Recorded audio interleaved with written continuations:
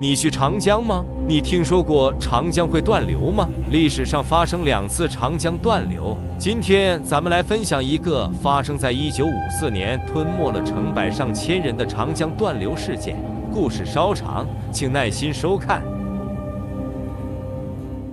事件发生在1954年1月13日的江苏省泰兴市吴村，村里的老汉吴来喜正在自家的水田地里插着秧苗。可是今天他的心里总是有一些异样的感觉，总是觉得哪里不对劲。他四下里张望了一下，并没有发现什么奇怪的地方。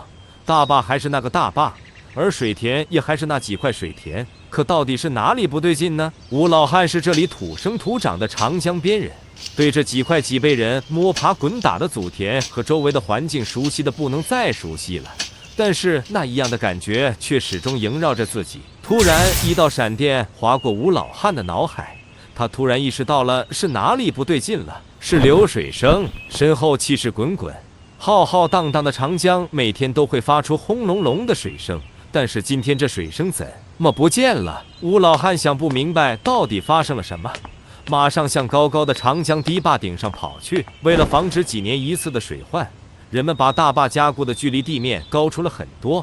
吴老汉费了不少力气才爬了上来，可当他看到大坝后面的长江，整个人都愣住了。他真的无法理解自己眼中看到的画面，这也太不可思议了。眼前这流淌了成子上万年、无尽无休的长江居然断流了，整个江里没有一点水流，这让在长江边生活了一辈子的吴老汉实在是想不通。长江虽然每过几年就会发一次大水，曾夺走沿江两岸数以万计人们的生命，可同时它也养育了沿江岸边祖祖辈辈的长江人。可是现在这条流淌了万年、浩浩荡荡、川流不息、无数人赖以生存的长江竟然消失不见了。无数的鱼虾蟹蚌在没有了江水的淤泥河沙地上挣扎跳动，远处的几艘货船也略显倾倒在了河床。眼前这无法理解的一幕，不禁让吴老汉想起了村子里昨晚发生的诡异情况。今天早上聚在一起闲聊的村民们，当成笑话一样的在讲述自己昨晚遭遇了鬼压床。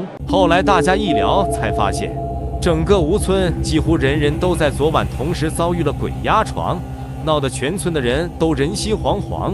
难道这是上天在向人们预示着什么吗？吴老汉看着眼前干涸的长江，心想：难道这就是上天预示的结果吗？还没等吴老汉想明白，闻讯赶来的村民们就都登上了大坝，飞奔到江底。要知道上世纪50、60年代人们都很贫穷，那和床上搁浅的鱼虾蟹蚌对人们的诱惑还是非常大。吴老汉看着人们兴奋地冲到了江底，心里总是有一些不好的预感，但是又说不出来。可是正兴奋的人们看着江底那些欢蹦乱跳的鱼虾，心急得恨不得马上冲上去捡，又怎么能是吴老汉几句话就拦下的呢？正在这时，吴老汉的儿子也端着木桶跑上了大坝，想和大家伙儿一起冲下去和床上捡拾鱼虾。这可把就一个独生子的吴老汉吓坏了，上前一把拉住了儿子。吴老汉听老辈人说过，这长江早在600年前也出现过一次这样的断流，而那一次沿江两岸的百姓不知道有多少人死在了这江水之中。以前吴老汉只是把这个传闻当成老辈儿人传下来的故事听，可是看着眼前的一切，吴老汉心里突然明白了，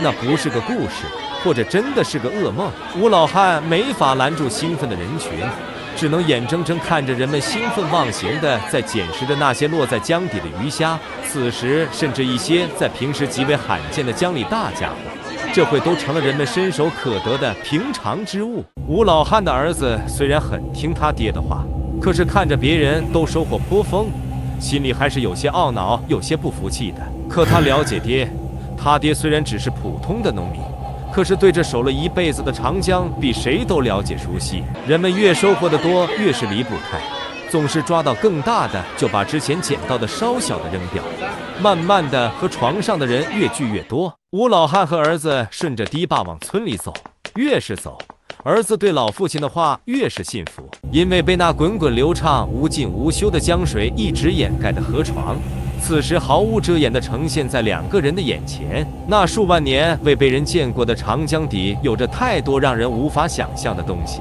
没人知道那些都是什么，那些为什么会存在，当时发生了什么。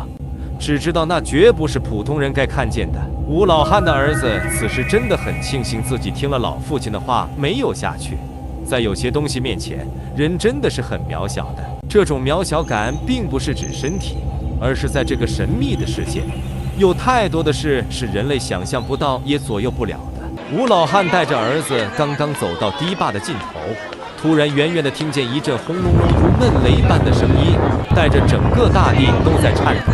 可沉浸在喜悦兴奋中的人们并没有发觉，死神正以毁天灭地的状态向他们狂奔而来。在干涸的河床上游，一条巨大白浪正沿着河道向下游猛冲了过来。那是一道高达数十米的水墙，正气势汹涌地席卷而来，如一条狂怒的巨龙，以雷霆万钧的力量奔腾而下。这时，在河床的人们才发现，可大家都被这浊浪排空的气势吓傻了。他们不知道发生了什么，难道断流的长江之水又突然回来了？没有给人们做出反应的机会，汹涌的水浪转眼间就冲到了人们面前。人们像是被上天玩弄于股掌之间的蝼蚁，还未从突然得到的馈赠的兴奋中反应过来，便被吞噬掉了生命。成百上千的人们瞬间被来势凶猛的江水全部吞噬殆尽了。呼喊声、尖叫声、求救声充斥着江面，却淹没在铺天盖地的水浪中。一瞬间，全部的挣扎消失在了奔腾而过的江水中。江还是平时那气势磅礴的长江，而刚才挣扎求生的人们像从未出现过一样，没有留下一丝痕迹。